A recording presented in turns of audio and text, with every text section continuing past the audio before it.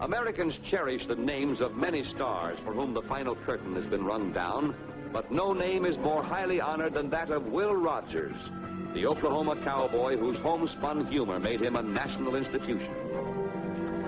You see him here on location for one of his early day pictures. The girl with him is Ruth Rowland, one of the silent screen's most famous stars. And here is the Will Rogers family in the early 20s. The children are, left to right, Jimmy, Mary, and Will Jr.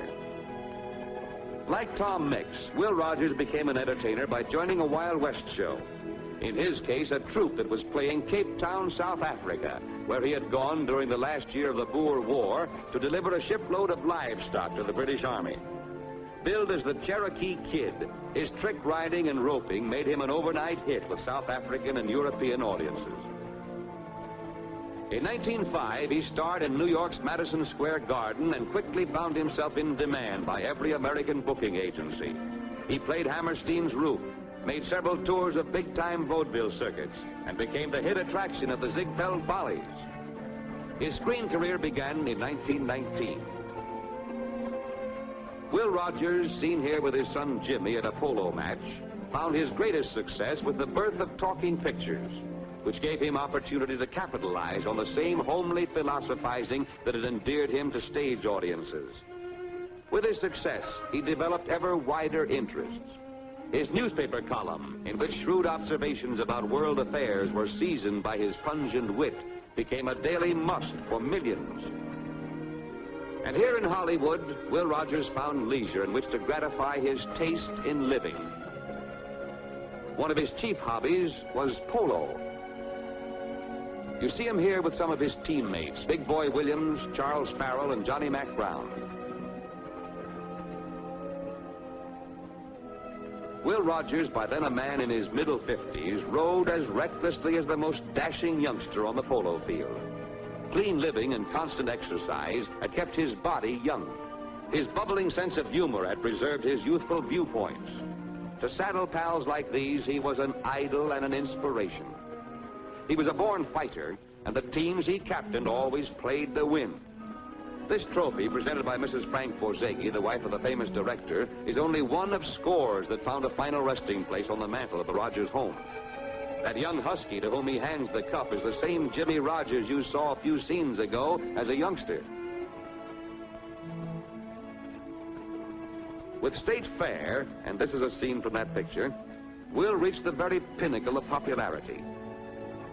Off-screen, meanwhile, he had developed another enthusiasm, aviation.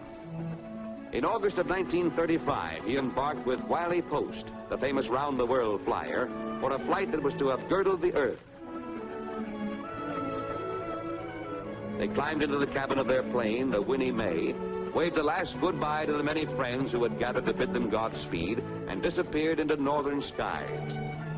A few days later, Hollywood was stunned by news of their death.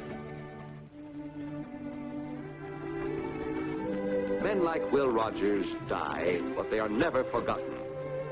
His ranch near Hollywood was recently dedicated as a California state park to honor his memory. To pay him reverence came John Charles Thomas, the great singer.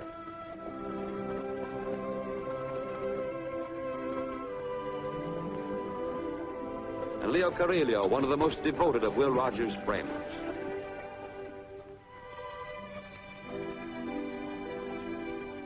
Earl Warren, governor of California, lauded his memory.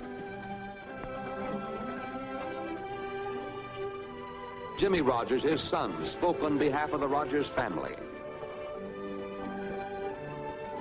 And on the edge of the crowd stood another faithful friend, Soap Suds, Will's favorite saddle horse.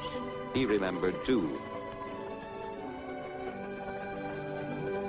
In Claremore, Oklahoma, the birthplace of Will Rogers, stands a memorial that speaks eloquently of the love that all America felt for this truly great American. It was built not by the donations of wealthy friends, but by the dimes and quarters of the millions to whom he brought entertainment and encouragement. Could any man ask a nobler shrine?